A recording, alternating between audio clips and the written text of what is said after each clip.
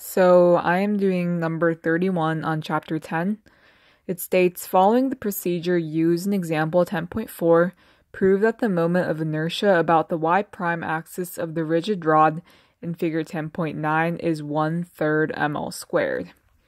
So what they mean when they say following the example from 10.4 was that for 10.4, they gave you a rod of length L, and they wanted you to find the moment of inertia based on the rotation point, which was right in the middle.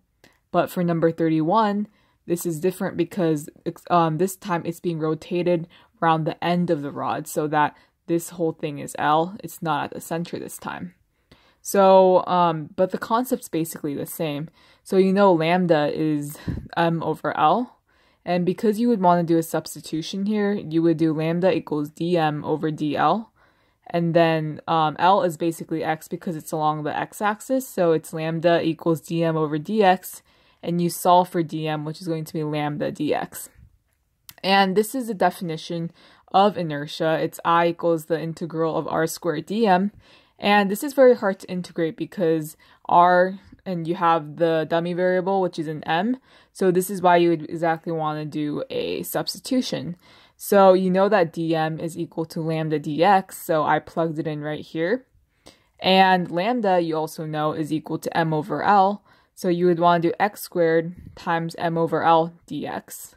And m over L is just a constant, so I took it out. And it's just going to be m over L, the integral of x squared times dx.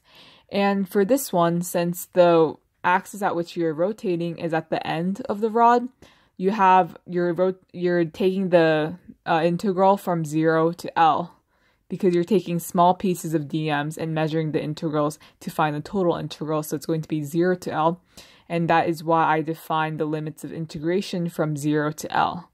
And then I found the antiderivative, which is x cubed over 3, because I just added 1 to the power and divided by the new power. And this is still your limits of integration. And then you would plug in L into the x. So you have m over L times L cubed over 3. You plug in 0, that's just going to be 0, so I didn't write it down. And then when you multiply these, you're going to get ml squared over 3. And when you go back to this problem, it wanted you to prove that the inertia about the y prime axis, or the axis at which it's on the very edge of the rod, is going to be 1/3 ml squared, which we were able to prove.